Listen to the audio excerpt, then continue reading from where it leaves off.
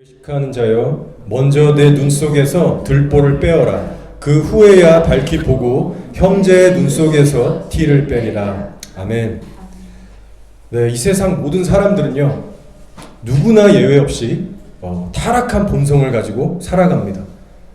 예수님을 믿고 거듭난 우리들이라 할지라도 성령 안에서 이 악한 본성을 죽이고 살지 않으면 그 영향을 받고 살아가게 됩니다.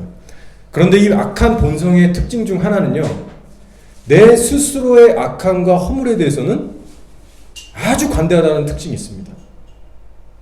저와 여러분이 비록 예수님을 믿는 자들이지만 우리 안에도 이런 악한 본성이 있다는 것을 공감하실 겁니다. 우리의 악한 본성은요, 자신의 허물에 대해서는 엄청나게 관대해요.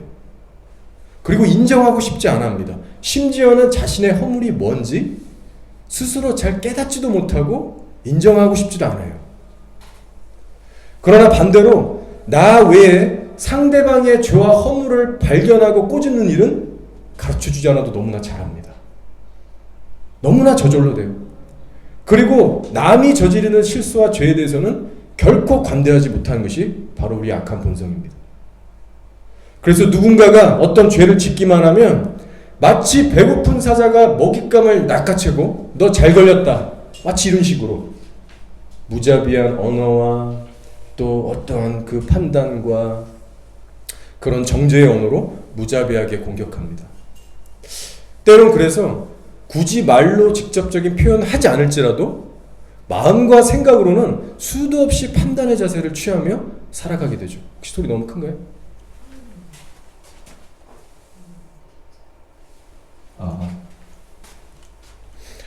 자, 그럴 때 그 판단의 죄는 하나님께서 보시기에 정말 회개해야 될 그런 심각한 죄가 된다는 겁니다. 자, 아마 저와 여러분이 가끔씩 혹은 정말 자주 하나님 앞에 범죄하는 죄 중에 하나가 바로 이 판단의 죄일 겁니다. 바로 가정 안에서부터, 부부 사이에서, 자녀와의 관계에서, 이웃과 심지어 교회 공동체 안에서 우리가 무의식적으로 수도 없이 짓는 죄가 바로 이 판단죄라는 거예요. 그래서 우리는 수시로 내가 정말 남을 판단하고 있지 않은지 이것을 성령 안에서 항상 늘 점검해야 한다는 것입니다. 오늘 예수님께서 말씀하시기를 비판을 받지 아니하려거든 비판하지 말라라고 하셨어요. 여기서 비판은 영어로 judge라는 단어입니다. 우리가 잘 알고 있는 그 judge예요. 심판하다라는 의미가 있습니다. 그리고 이 동일한 비판이라는 헬라어적으로 동일한 원어가 로마서 2장에서 똑같이 사용됐습니다. 그런데 거기서는 판단이라는 단어로 이제 로마서가 사용하고 있어요. 그래서 즉 판단과 심판과 비판, 성경에서는 다 같은 의미로 쓰입니다. 저는 사역자이기 때문에 누군가에게 조언을 받아야 되는 위치도 되고요. 또 누군가에게는 또 조언을 줘야만 하는 그런 위치에 있습니다. 그래서 성령님께 정말 분별력을 구하고 민첩하게 반응하지 않으면 안 되는 그런 자리예요. 그러다 보니까 한 가지 성령님 안에서 시간이 지날수록 깨닫게 되는 바가 있습니다. 그것이 뭐냐면 사람은 예수를 믿건 안 믿건 간에 누구든지 때론 남을 판단하는 죄를 짓고요. 또 자기 또한 판단하는 그 아픔을 겪게 되는 이 두 가지를 다 범하고 산다는 존재입니다. 그런 우리 인간들이 다 그런 존재라는 거예요. 그래서 예수 믿는 우리 모두가 이 판단죄에서 자유한, 완벽하게 자유한 사람이 없다는 사실을 우리가 겸손히 인정할 필요가 있습니다. 우리의 자아라고 하는 이 교만한 뿌리에서부터 날마다 판단이라는 이 가지가 우리의 마음과 생각을 지배하려고 하고 있어요. 따라서 늘 깨어서 성령으로 비추지 않으면 나도 모르게 늘 판단하며 범죄하고 영혼들을 죽이는 그런 결과를 초래하게 됩니다. 그래서 오늘 예수님께서 3, 4절에 뭐라고 하셨죠? 어찌하여 형제의 눈 속에 있는 티는 보고 내 눈 속에 있는 들보는 깨닫지 못하느냐. 보라, 내 눈 속에 들보가 있는데 어찌하여 형제에게 말하기를 나로 내 눈 속에 있는 티를 빼게 하라 하겠느냐. 내 눈에 있는 들보를 먼저 빼고 상대방에 있는 티를 빼주는 이 순서가요, 성령님께서 우리 신앙생활에 간섭하시는 순서입니다. 즉 남을 판단하는 신앙생활에서 우리를 건져내셔서요, 오히려 내 허물과 죄를 철저하게 대면시키시는 일을 성령께서 오늘날 행하고 계십니다. 그래서 남의 죄는 상대적으로 작아 보이게 하시고요, 내 죄와 허물은 상대적으로 엄청나게 크게 보이게 하시는 그 아프지만 귀한 은혜의 일을 우리에게 하고 계세요. 저와 여러분의 신앙생활에는요, 반드시 이런 성령님의 역사가 나타나야 합니다. 만약 내 눈에 늘 남의 죄만 자주 들어오고, 그래서 한마디 가서 확 해주고 싶고 가르쳐주고 싶고 늘 판단하는 마음들이 솟구치고 있다면 나는 현재 영적으로 아주 위험한 상태에 빠져 있다는 것을 인식해야 합니다. 우리가 신앙생활을 해나갈 때요, 솔직히 우리 이런 교만한 상태에 빠질 때 한두 번이 아니잖아요. 저도 그렇거든요. 따라서 거룩하신 성령님께서는요, 이런 우리들을 찾아오시고 깨트리시고 빚으실 수밖에 없는 거예요. 모든 환경과 사람 통해서, 고난과 시련을 통해서 우리의 속사람을 절대로 가만두지 않으십니다. 그래서 내가 판단을 하고 있는 그 대상보다도 사실은 내 자신이 결코 눈꽃만큼도 나은 존재가 아니라는 사실을 뼈저리게 깨닫게 하세요. 아니, 심지어 내가 판단하고 있는 저 대상보다 더 심각하고 위험한 죄를 범하고 있다는 것들을 들춰내기 시작합니다. 그래서 하나님 앞에 찍소리도 못하게 만드시는 거예요. 로마서 2장 1절에서 바울이 하나님의 말씀을 이렇게 전하고 있습니다. 그러므로 남을 판단하는 사람아, 누구를 막론하고 내가 핑계하지 못할 것은 남을 판단하는 것으로 내가 너를 정죄함이니 판단하는 네가 같은 일을 행함이니라 라고 했어요. 성령께서 내 눈 안에 있는 들보를 먼저 보게 하실 때요, 비로소 나는 이런 죄인이구나 처절하게 깨닫고 조금 더 겸손해지게 됩니다. 그러면 그때 시즌에 조금이나마 남을 판단하는 일에서 조금 뒤로 물러가게 되는 거예요. 인간이 이렇게 약합니다. 왜 그렇습니까? 바로 현재의 내 심령 상태는 성령님이 만지고 있기 때문에 내 자신에게 집중되어 있는 상태이기 때문에 그래요. 남의 죄, 남의 허물에 관심이 가기보다 내 안에 비추시는 성령님께 사로잡혀 있기 때문에 포커스가 내 자체에 있는 거예요. 하나님 앞에서 내 죄가 지금 너무나 크게 다름받고 있기 때문에 아버지 하나님 앞에 엎드릴 수밖에 없다는 거죠. 저는 개인적으로 이런 과정을요, 이론이 아니라 정말 실질적인 삶 속에서 경험하고 살고 있습니다.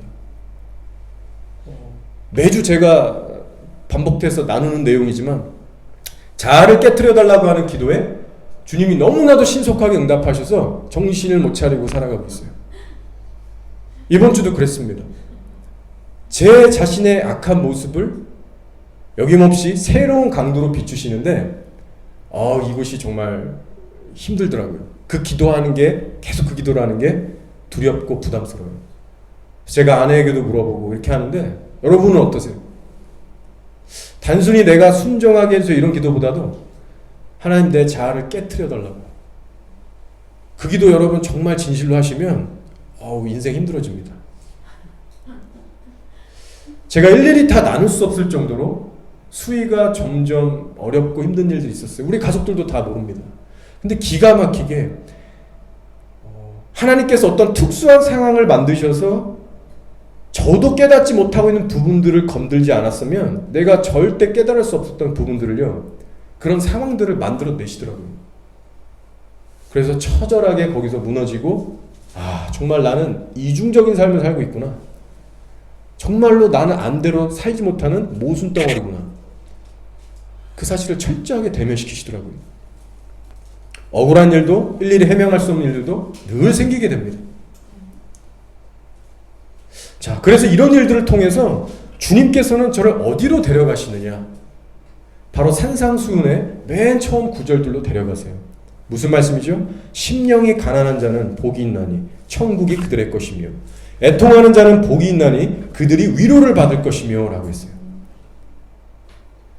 내 들보를 보고 깨지는 과정은 너무나 주님 앞에서 힘들지만 그 자체가 하나님의 축복인 것은요, 내 심령이 본래 머물러야 할 자리로 돌아가게 해주다라는 겁니다. 나의 심령이 가난한 자리. 그래서 나의 죄에 대해서 애통해 할 수밖에 없는 그 자리예요. 그리고 주님께서는 말씀하시는 거예요. 그런 가난한 심령 상태가 복되도다. 그러한 심령을 가진 자들에게 천국이 주어질 것이다. 여러분, 하나님께서는요, 이 땅에서 우리가 아무 걱정거리도 없이, 아무 시련과 고난도 없이 그저 돈 많이 벌고 부자로 사는 것이 결코 복이라고 하신 적이 한 번도 없으세요. 오히려 어떤 사람이 진정으로 복되다 하시냐면 나의 죄 때문에 울고 가난해지고 애통할 수 있는 자, 그 자가 진정으로 복된 자라는 것입니다. 그래서 실제로 우리 안에 계신 성령님은요, 마태복음 5, 6, 7장에 나와 있는 산상순의 그 복된 심령으로 실제로 우리가 살아낼 수 있게끔 그렇게 끊임없이 불과 같은 열정으로 우리를 때론 때리시고 징계하시고 위로하시면서 이끌어가고 계시는 거예요. 이 사역이 하나님께 엄청나게 최고로 중요하기 때문에 아마 저를 통해서도 그렇고 계속해서 이렇게 반복해서 나누게 하시는 것 같습니다. 여러분은 어떠신지 모르겠어요. 동일한 그 성령님의 손길을 체험하고 계십니까? 성령님은요, 그 주신 말씀대로 우리 안에 역사하셔서 구원을 이뤄가시는 분이세요. 내가 내 죄로 인해서 내 마음이 겸손해지고 애통해지는 그 과정 속에서 이전에는 결코 경험할 수 없었던 하나님의 선한 마음들이 들어오게 하십니다. 그것이 뭐냐? 바로 이웃을 향한 사랑과 긍휼과 겸손이에요. 그 결과 남의 허물을 볼 때 그 허물은 내 안에서도 발견되는 허물로 다시 재조명됩니다. 그래서 남들이 넘어질 때 그 넘어진 허물을 나의 허물로 여기고 기도해 줄 수 있게 되는 거예요. 주님 앞에 깨져본 나의 심령이 깊으면 깊을수록 상대방을 품게 되는 원리입니다. 근데 우리는 많은 시간에 하나님 앞에 깨트려진 적은 없은 채 수도 없이 많은 프로그램과 기도의 자리와 여러 가지 섬김들로 인해서 우리의 마음은 점점 강팍해진지도 모른 채 그렇게 살아가고 있지 않은지. 우리가 상대방의 허물을 덮고 정말로 그 허물을 나의 동일한 허물로 여기고 덮어주기 시작할 때 중보기도가 변화되기 시작합니다. 그 영혼을 향한 제대로 된 중보기도가 나오고요. 그 영혼을 향한 제대로 된 조언과 권고의 말이 나오기 시작합니다. 그때 가서야 성령의 인도를 제대로 받기 시작하는 거예요. 그리고 같이 살아나게 됩니다. 저를 포함해서 우리 모두가 정말 이렇게만 신앙생활을 해나갈 수 있다면 얼마나 하나님이 기뻐하시는 공동체가 될까? 그런 소망을 가져봅니다. 저를 스스로 개인적으로 돌아보면 사역자로서 성경 지식은 늘어가고 하나님을 위해 섬기는 일도 늘어갑니다. 그러나 그렇다고 제 마음속에 제 식구들을 향해서, 여러분을 향해서, 이웃들을 향해서 어떤 사랑의 마음, 긍휼, 겸손 이런 게요 자동적으로 늘어나지 않더라고요. 하나님에 대한 열심과 열정은 제 안에 있을지라도 제 안에 영혼들을 향한 사랑과 긍휼, 허물을 덮는 이런 관대함 이런 것들은 저절로 자라지가 않더라고요. 여러분도 아마 동일하게 공감하실 겁니다. 여러분의 신앙 횟수가 날마다 찬다 할지라도 어떤 성령의 대단한 기적과 능력을 경험하셨다고 할지라도 한 영혼을 향한 품는 마음이 정말 그렇게 막 늘어나던가요? 이 말씀을 준비하면서 그리고 우리들의 삶을 실제로 만져가시는 성령 하나님의 손길을 묵상할 때 분명한 사실을 깨닫게 됩니다. 그것이 뭐냐? 바로 내 눈 속에 있는 들보, 이것을 지속적으로 발견하고 깨뜨리시는 그 성령 하나님의 은혜가 내게 없다면 저와 여러분은요 판단의 죄를 질 수밖에 없는 그 길로 나아간다는 것입니다. 당연한 거예요. 나의 영적인 눈이 들보로 가려져 있기 때문에 내 죄보다 나의 죄가, 상대방의 죄가 더 커 보이는 법이고요. 내 죄에는 관심이 없게 되는 거예요. 나의 온 시선과 관심이 남의 죄에 쏠리게 됩니다. 내 탓보다는 남 탓을 더하게 됩니다. 그것이 결국 하나님의 진노를 불러일으킬 수밖에 없는 판단의 죄들을 낳게 된다는 겁니다. 따라서 우리가 판단의 죄를 범하지 않기 위해서 그렇다면 우리가 궁극적으로 해야 될 일이 뭘까요? 우리가 단순히 말수를 줄인다고 그게 가능할까요? 나는 말을 정말 많이 하는데 이걸 좀 줄여야겠다. 꾹 참고 말수를 줄인다고 판단의 죄가 멈춰질까요? 절대 그렇지 않습니다. 우리 인간은 얼마든지 내 마음과 생각으로 판단의 죄를 저지를 수 있는 그런 악한 자들이에요.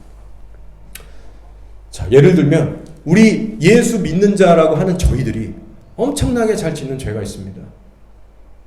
알게 모르게 성도 간의 영성의 순위를 매겨버리는 죄예요.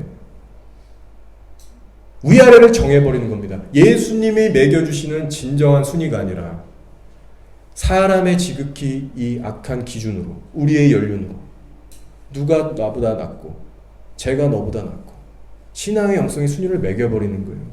예수님은 저기 맨 밑자리에 가서 앉아라. 그래야 수치를 당하지 않을 것이다. 겸손해라라고 하셨는데 우리들은 은연중에 상석을 원하는 자들입니다. 겉으로 표현은 채마 못해도요. 아마 저를 포함해서 여기 계신 모든 저희들, 우리 모두가 은연중에 이런 죄들을 아마 짓고 있을지도 모르겠습니다. 내가 그래도 너보다는 하나님에 대해서 좀 더 잘 알아. 나는 하나님에 대해서 깊은 지혜와 산전수전 다 겪은 사람이야. 너 딱 보니까 견적 나와.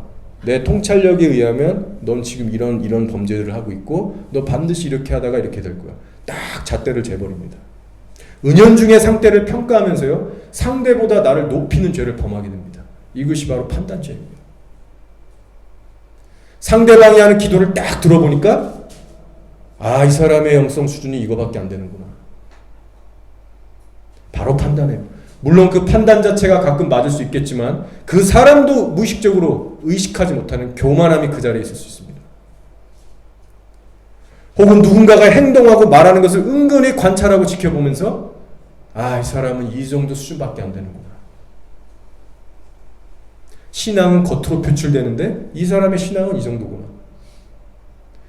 자기가 가진 신앙의 잣대로 판단하고 결론 짓는 이런 악한 죄들을 우리는 날마다 짓고 있을 수 있다는 겁니다.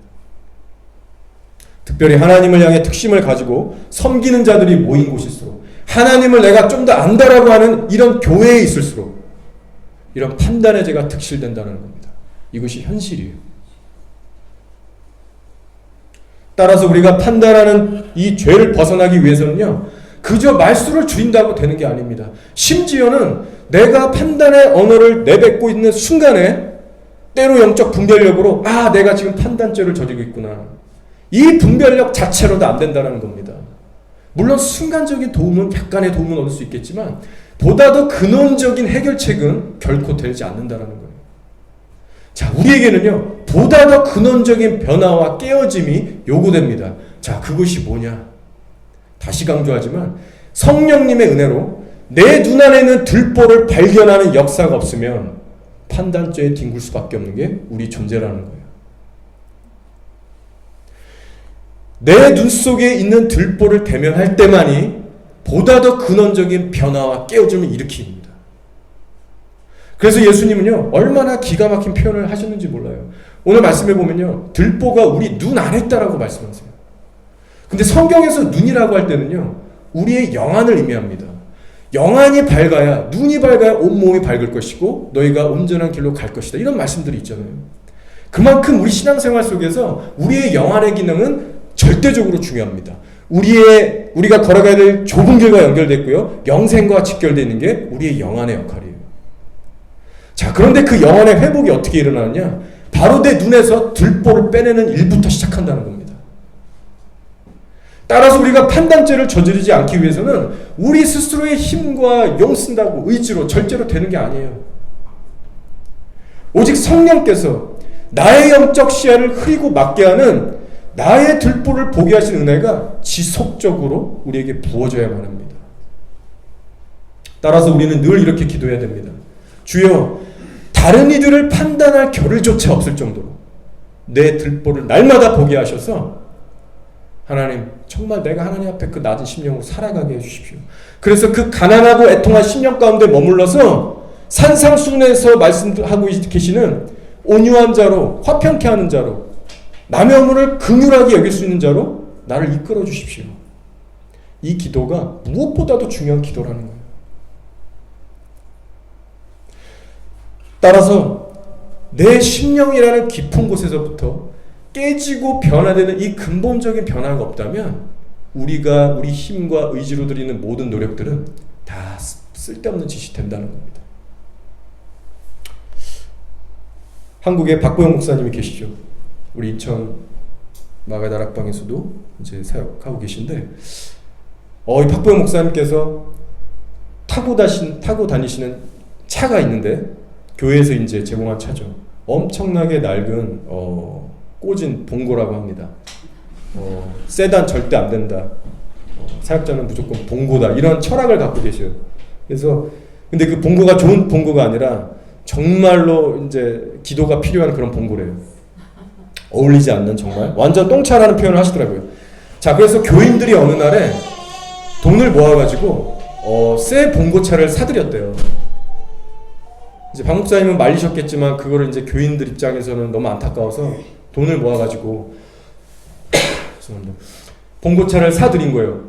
그래가지고 하루는 이제 너무 감사하고 그래서 이 봉고차 사주신 이런 교인들하고 식사 한번 자리를 마련해가지고 이제 한번 다 모이자고 그러면 그렇게 이제 교제하는 시간 갖자고 한 거예요. 근데 이제 이 새 봉고차는 어디에 있었냐? 이제 교회 어느 다른 쪽에 있었는데 박 목사님은 다른 곳에 계셨던 거예요. 이 얘기 아세요? 웃으시는데. 예. 그래가지고 이제 그 박 목사님 밑에 이제 박 목사님 섬기는 어느 형제 중에 한 명이 그 임무를 맡게 된 거예요. 그래, 그럼 네가 그 새 봉고차 몰고 나 좀 데리러 와라. 그래서 우리 사람들 픽업해서 만나자. 그래가지고 그 이름 모를 한 형제가 이제 새 봉고차를 몰고 온 겁니다. 박 목사님 픽업하러. 근데 때는 겨울이었어요.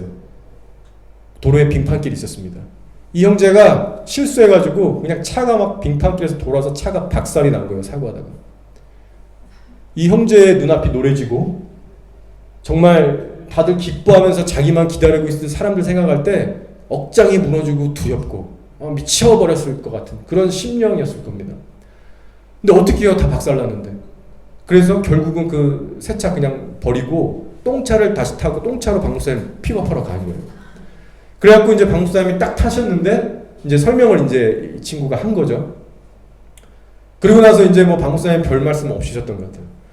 그래가지고 그렇게 차를 타고 가는데 이제 누굴 픽업해야 되냐면 인천 마가다락방에서 사역자들을 훈련하는 목사님이 계신데요. 근데 이분이 호랑이 목사님이래요. 엄청 무섭대요.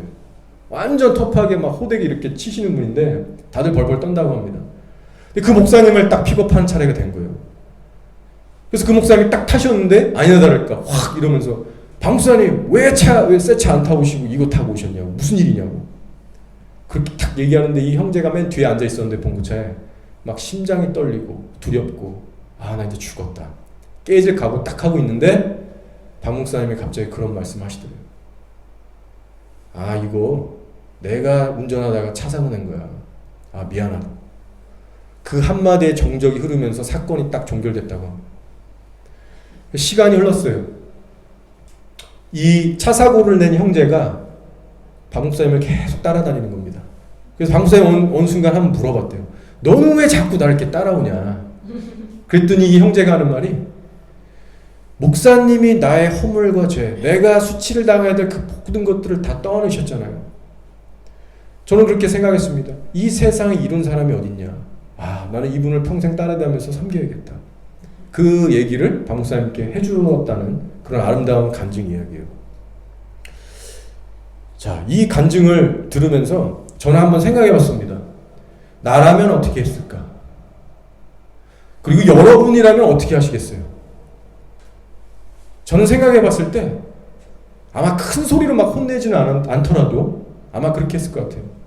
야, 겨울에는 기본 상식적으로 그렇게 운전하는 게 아니지. 야, 빙판길에 그렇게 하는 거 너 몰랐냐? 가르치려 했을 겁니다. 최소한 한마디의 조언을 하려고 했을 것 같아요. 아마 제가 꿈에도 박 목사님처럼 이거 내가 차 사고 냈다고 사람들 앞에서 그렇게 발언을 할 생각조차 저는 아마 못했을 것 같아요. 이 간증 이야기를요, 벤자민 호 목사님이라고 저기 미국에 사랑과 진리교회라는 그 교회 담임 목사님이 계시거든요. 아시는 분이 이제 계실지 모르겠는데 이 벤자민 호 목사님이 정말 존경하고 멘토처럼 여기는 분이 이제 박보영 목사님이에요. 그래서 두 분이 친하셔서 자주 이렇게 만나시는데 식사 교제를 둘이 하고 있을 때 박목사님이 이제 얘기해 주신 간증 중에 하나라고 합니다. 그래서 제가 최근에 벤자민 목사님 설교 듣다가 들은 거를 여러분과 나누는 거예요. 그래서 밥을 드시면서 박 목사님께서 이런저런 이야기들을 늘 해주신대요. 그러면서 이런 아이도 있었고 저런 사람도 있었어. 근데 이런 아이는 나한테 이런 어떤 일들을 저질렀는데 막 이렇게 설명을 해주시더래요. 가끔 풀 수 있는 것만. 근데 벤자민 목사님이 듣기에는 이게 말이 안 되는 사건들인 거예요. 나 같으면 그 자식 죽여버릴 거라고. 나 같으면 그 자식 평생 안 본다고. 어떻게 그런 짓을 할 수 있냐고. 이런 말도 안 되는 죄악들을 목사님에게 줬는데 박 목사님이 그 사람들을 다 품더래요. 그 허물 다 용서하고 다시 품더래요. 그래서 벤자민 목사님이 식사하다가 이 말을 듣는데 소름이 쫙 끼쳤대요. 피부에. 어떻게 이렇게까지 할 수 있는가. 저도 그 얘기를 듣는데요. 참 숙연해지고 감동이 올라오더라고요. 실제 사람의 허물을 이렇게까지 덮는 사람이 존재하는구나. 예수님이라면 정말 이렇게 하셨겠구나. 그렇다면 우리도 정말 이 길을 걸어가야겠구나. 제가 박 목사님의 간증을 좀 너무 자주 해서 여러분이 싫어하실 수도 있지만 제가 볼 때는요. 정말 목사님들 중에 예수님의 등을 보여줄 수 있는 목자가 많이 없거든요. 근데 그 중에 정말 예수님이 어떤 형상인지를 보여줄 수 있는 분 중에 한 분이라고 생각해요. 너무 귀한 거예요. 간접적으로만 제가 맨날 이렇게 듣지만 그 간접적인 간증 안에 파워와 은혜가 있어요. 성령께서 주시는 감동들이 있습니다. 저렇게 살아야겠구나. 저게 본질이구나. 저분을 예수님은 아니지만 닮고 따라가고 싶다라는 기도를 심을 수밖에 없게 됩니다. 여러분, 박 목사님께서 이렇게 말도 안 되는 사건들을 만날 때마다 품고 덮고 계속 갈 수 있는 비결이 뭘까요? 분명한 건 이런 남의 허물을 용서하고 덮는 일들은요. 성경 지식 이론으로 절대 안 된다는 겁니다. 박 목사님께서 늘 하시는 말씀이 있어요. 내가 수십 년 동안 이 길을 걸어오면서 하나님의 영광을 취하지 않기 위해서 얼마나 내가 애썼는지 너희는 모를 것이다. 이것이 결코 너무나 쉽지가 않은 일이야. 이 일은 저절로 되는 게 아니다. 내가 그것을 너무나도 확실하게 깨달았다. 즉 순종의 삶이 그렇게 어렵다는 겁니다. 결론이 뭐냐? 우리가 믿음의 선한 싸움을 하지 않는다면 누구도 예의 없이 다 깨지고 곁길로 간다는 거예요. 성경적으로 봐도 저는 그 말씀에 100% 동의합니다. 여러분, 세상에서 제일 무서운 존재, 내가 가장 경계해야 할 대상이요, 바로 내 악한 자아입니다. 내가 정말 십자가를 만났고 십자가의 의미가 뭔지를 알고 좋은 길을 내가 날마다 걸어가고 있는 사람이라면 이 사실이 날마다 새롭게 내 가슴에 사무칠 수밖에 없어요. 내 자신이 가장 경계해야 될 대상인 겁니다. 박 목사님이라고 혈기가 그 속에 없겠어요? 원망과 미움과 음란함이 없겠어요? 다 있습니다. 그러나 남들과 다른 특별한 점이 있어요. 그게 뭡니까? 바로 하나님이 미워하는 그런 악한 감정들이 내 안에서 올라올 때마다 그것을 허용하지 않는 싸움을 남다르게 하는 것뿐이에요. 예수님 안에서 진정으로 그 길을 걸어가는 사람은 이 싸움을 반드시 합니다. 이것이 바로 십자가를 지고 나를 부인하며 예수 그리스도를 따라가는 그 길이에요. 그런데 죄에 대한 싸움의 각오와 자세가 남다른 이 조그만 사실이요, 넓은 길과 좁은 길의 차이를 만들어낸다는 겁니다. 이것을 하고 안 하고의 차이는 너무나도 크다라는 거예요.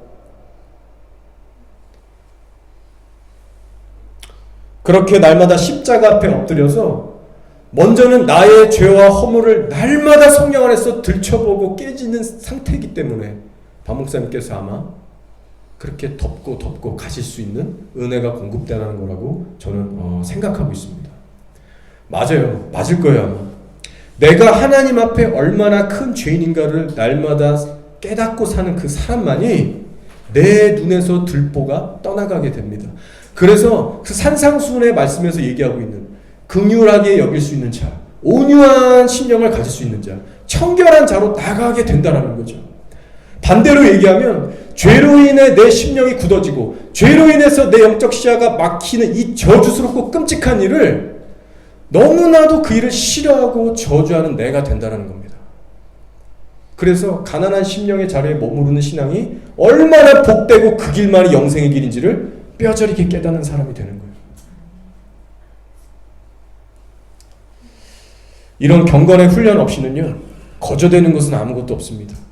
죄와 싸우지 않을 사람이 거두려면은요, 맹렬한 불에 태워질 쓴뿌리밖에 남지 않게 될 겁니다. 말씀을 정리할게요. 갈라디아서 6장 7절에 스스로 속이지 말라. 하나님은 업신여김을 받지 아니하시나니 사람이 무엇으로 심든지 그대로 거두리라 라고 분명히 말씀하셨습니다. 여러분, 우리는 과연 무엇으로 심고 무엇을 뽑으며 지금 신앙생활하고 있습니까? 요즘 내 눈에 계속해서 들어오고 밟히는 것이 이웃의 죄입니까? 아니면 나의 죄입니까? 어느 쪽에 더 큰 비중을 두고 여러분 살아가고 계십니까? 살아계신 성령께서 여러분이 매주 구체적으로 뽑아야 될 죄가 뭔지, 허물이 뭔지 알려주시고 간섭하신 그 은혜가 있습니까? 그리고 그 죄 때문에 결코 가볍지 않은 마음의 자세로 내가 깨지고 낮아져서 상대방의 허물을 들추고 관찰할 수 있는 겨를이 없을 정도로 그렇게 하나님 앞에 엎드려 본 적이 마지막으로 언제인지, 나는 오늘도 그 은혜를 사모하며 가장 귀한 최고로 우선순위 되는 기도 제목으로 내가 삼고 있는지, 특별히 오늘 말씀을 통해서 주님은 서로 판단하지 말아라, 비판하지 말아라고 경고하셨어요. 우리가 비판하는 자가 되지 않기 위해서 해야 될 가장 근원적인 자리는 내가 얼마나 모순덩어리인가, 얼마나 내가 이중적이고 위선적인가, 이것을 깨닫는 은혜입니다. 만약 이런 은혜가 우리 신앙생활에 없으면 정말 하나님 앞에 간절히 엎드릴 그런 시기. 야고보서 2장 13절에 긍휼을 행하지 아니한 자에게는 긍휼 없는 심판이 있으리라. 긍휼은 심판을 이기고 자랑하느니라 라고 했어요. 베드로전서 4장 8절에 무엇보다도 뜨겁게 서로 사랑할지니 사랑은 허다한 죄를 덮느니라 라고 말씀했습니다. 여러분, 심판과 죄를 이기는 것이 긍휼과 사랑이라고 성경이 선포하고 있습니다. 성경에서 얘기하는 사랑과 긍휼, 이것보다 중요한 게 없는 거예요. 심판과 죄를 이깁니다. 이것이 가장 중요합니다. 이 교회, 우리 교회 안에 아무리 복음의 진리가 선포되고 있고 성령의 임재가 있고 은사의 능력이 나타난다 할지라도 사랑과 긍휼이 없으면 반드시 우리 무너집니다. 설사 하나님이 부흥을 주신다 해도 유지할 수 없습니다.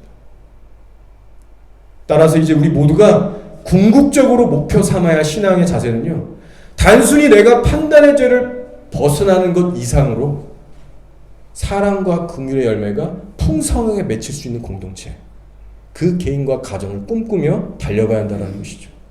그래서 그 일이 실제로 우리의 삶 가운데 일어날 수 있도록 우리가 기도해야 될 첫 번째 제목은 성령님 나를 먼저 깨트려 주십시오. 나의 허물을 보게 해 주십시오. 내가 먼저 변화돼서 하나님 앞에 간절하게 엎드림으로 나의 이웃들 가정 공동체가 변화되게 해 주십시오. 이것이 우리에게 요구하고 계시는 하나님의 음성인 줄 믿습니다. 시간 그렇게 성령 안에서 정말 하나님이 들어 사용하실 수 있는 금그릇과 같은 우리 모두가 될 수 있기를 주님의 이름으로 축원합니다. 아멘.